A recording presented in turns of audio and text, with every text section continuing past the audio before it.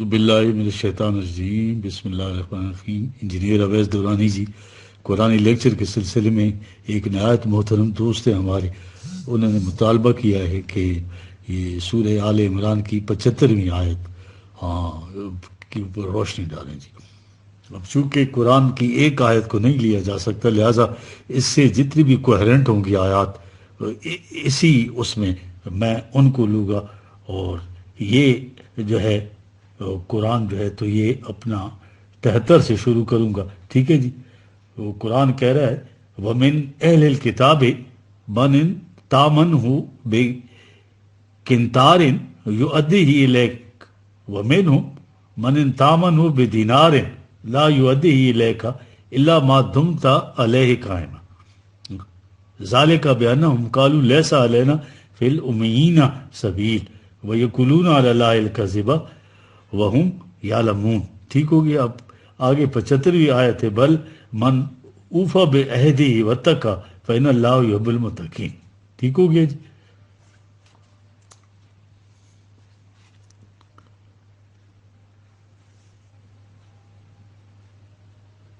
یہ اگلی بھی آیت ہے، یہ بھی لے لیتے ہیں جی۔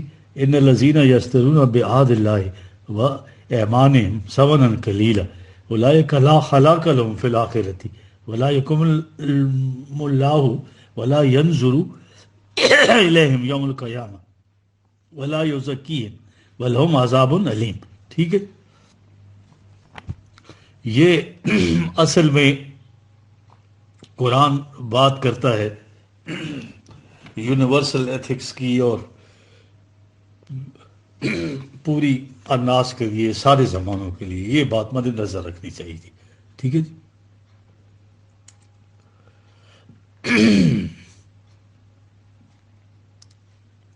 بات یہ ہے، یہ جو ہے نا وَمِنْ أَهْلِ الْكِتَابِ مَنْ إِنْ تَأْمَنْهُ بِقِنْطَارٍ يُؤَدِّهِ إِلَيْكَ، یہ اہل کتاب کی بات ہو رہی ہے، بنی اسرائیل کی کیفیت ان کی یہ قرآن کہتا ہے کہ ان کے پاس اگر ڈھیروں مال و دولت بھی امانت کتاب پر رکھ دے اس طرح سے تمہیں لوٹا دیں گے، واپس دیں گے۔ کتنی بڑی یہ کشادہ نگاہی ہے قرآن کی، دیکھ رہے ہیں ان کے بارے میں کہہ رہا ہے۔ لیکن ان کی مورلٹی جو ہے ان کے ہاں وہ پرائیویٹ رکھ چھوڑی ہے۔ مورلٹی دو کی کئی قسموں کی ہیں یہاں پہ، پرسنل، پرائیویٹ اور پبلک مورلٹی۔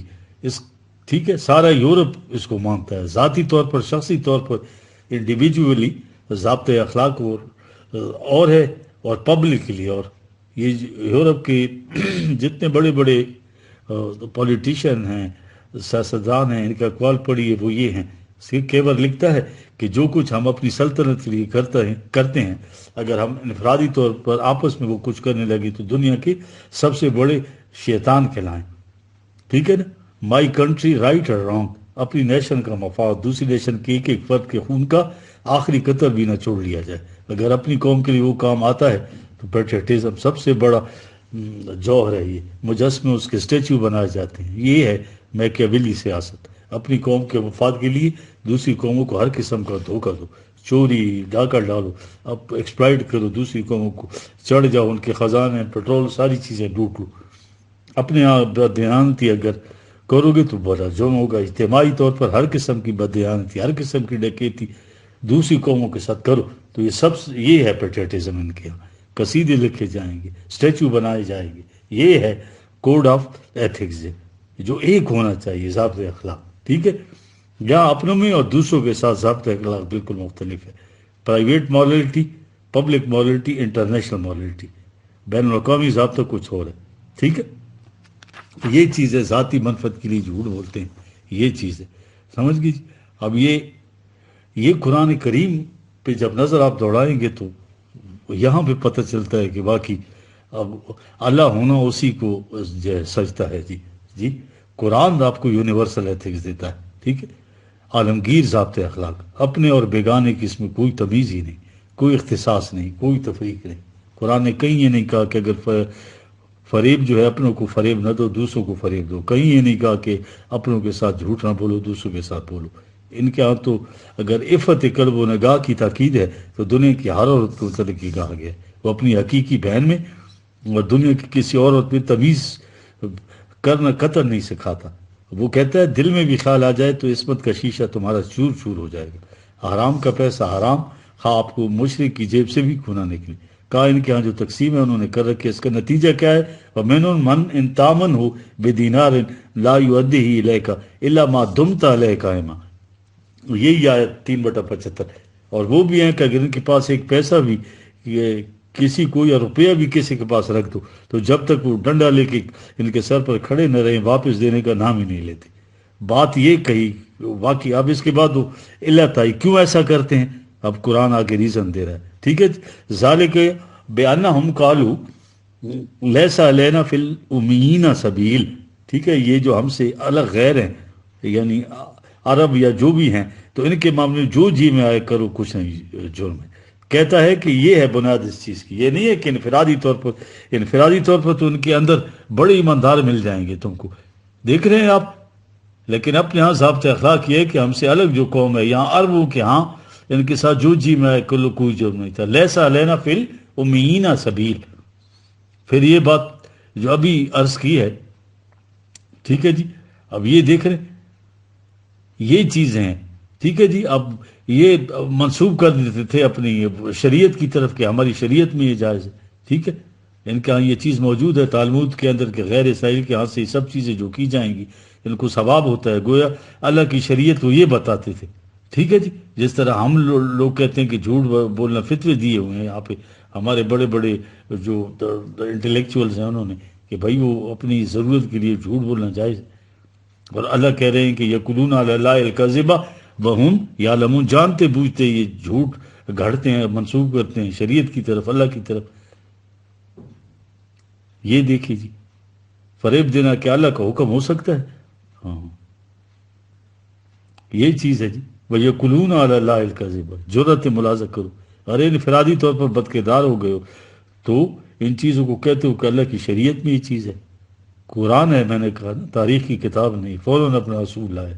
دیکھیے اصول کیا ہے، اگلی آیت 3/76، بلا قطعی یہ بات نہیں جو کچھ یہ کہتے ہیں، من اوفا بعہدہ واتقی فإن اللہ یحب المتقین، اپنے اور بیگانے کی کوئی تخصیص نہیں ہے یار، جو بھی اس معاہدے کو اللہ کے ساتھ اس سے جو کیا ہے اس کی پابندی کرے گا، اس کا شمار جو ہے متقین میں ہوگا، اور اللہ انہی کو پسند کرتے ہیں۔ یہاں گروہ بندانہ قسم کی مفاد پرستیاں، اس قسم کی تقسیم افتراق جو ہے اللہ کے ہاں نہیں ہے، وہ تو رب العالمین ہے، ہر انسان جو ہے اس کی نگاہ میں یکساں ہے۔ ضابطۂ اخلاق اس کے ہاں جو دیا ہوا ہے وہ یونیورسل ہے یار، انٹرنیشنل۔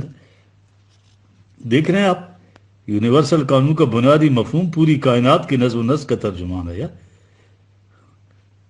یہ انسانوں کی سوسائٹی کا بنایا ہوا نہیں ہے، جیسے کائنات کے اندر اللہ کے متعین یہ فزیکل لاز خود جاری و ساری ہیں، نہ ان کے بنانے میں یہ ہوا ہے کہ اس نے ان سے مشورہ کیا ہو کہ بھائی تمہارے لیے کیا قانون بنا دوں، ٹھیک۔ بچوں نے کانفرنس کر کے کبھی کہا کہ صاحب ہمیں پانی میں جو ہے رہنے کے لیے پر عطا کرے، نہ پرندوں نے کہا کہ نہیں صاحب ہمیں اڑنے کے لیے پر۔ سوال یہ نہیں تھا، اسے یونیورسل کوڈ کہتے ہیں۔ اس نے ایک بہت بڑا پروگرام سامنے رکھا کائنات کا، اس کے مطابق یہ قوانین نافذ کیا، ہر ایک کے اوپر یکساں اخلاق انسانوں کی دنیا کے لیے بھی دیے، یہ بھی اس قسم کے قوانین اقدار بنا کے تمہیں دیے ہیں۔ یہ یونیورسل کوڈ ہے، یہ قانون کے سانس لینے سے زندگی رہتی ہے، یونیورسل لا ہے، ٹھیک ہے جی۔ ذرا سانس گھوٹے تو اس وقت انسان تڑپنے لگ جاتا ہے۔ دنیا میں جہاں زی حیات ہے وہاں یہ قانون ہے۔ آپ دیکھ رہے ہیں کوئی تفریق اس کے اندر ہے؟ سنکھیا کھانے سے ہلاکت ہوتی ہے، یونیورسل لا ہے، سب ہم جانتے ہیں۔ حرام کا مال کھانے سے بھی ہلاکت ہوتی ہے، یہ بھی یونیورسل لا ہے، بین ہی اس طرح جیسے سنکھیا کھانے سے ہلاکت ہوتی ہے، یونیورسل لا ہے۔ مسلم غیر مسلم کی کوئی تفریق نہیں، کالے گورے کی کوئی تفریق، بنی عیسائی اور بنی اسماعیل کا کوئی فرق نہیں، پاکستانی اور یورپین کا کوئی فرق نہیں۔ سانس ہر ذی حیات کے لیے ابدی قانون ہے، زندگی کا انحصار ہے، سنکھیا مولک ہے، پانی ممد حیات، بینی اس طرح سے حرام کا مال، جھوٹ، فریب، کذب، افتراء سنکھیا کی طرح ہلاکت آفرین ہے۔ یہ ہے یونیورسل لا۔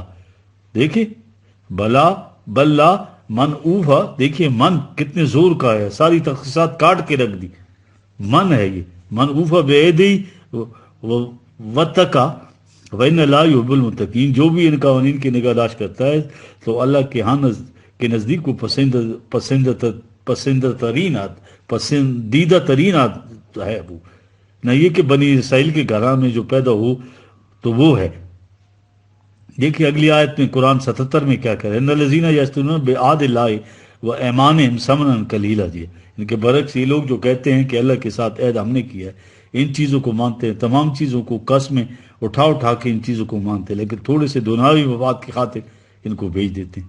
دیکھیے اب یہ دیکھیے ان کا جذبہ مہر کا انسینٹو کیا ہے، مفاد کی خاطر ثمن قلیل ہو گیا۔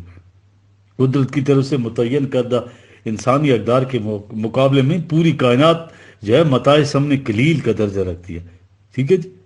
ثمن قلیل کا یہ مطلب نہیں کہ 5-7 روپے دے دیے اور 1000 روپے لے لو، قرآن نے ثمن قلیل کہا ہے، اسے تھوڑی قیمت نہ سمجھو، ٹھیک ہے جی۔ ہاں قرآن کہتا ہے کہ دوسرے مقامات پر بھی بتایا کہ جب بھی آپ دنیا کی پوری متاع سے زمین کے برابر سونا، اس سے بھی دگنا جو بھی ہو، وہ آخرت کے کسی ایک متاع کے مقابلے میں ثمن قلیل ہوگا۔ یہ اور بھی آیتیں ہیں نا 13, 18 اور 3/91۔ لہٰذا ثمن قلیل ہے دنیا کی متاع کے اندر، جو کوانٹیٹیولی ہے وہ فرق نہیں پڑتا کہ 10 روپے ثمن قلیل ہے، 100 روپے جو ہے ٹھیک ہے ثمن کثیر ہے۔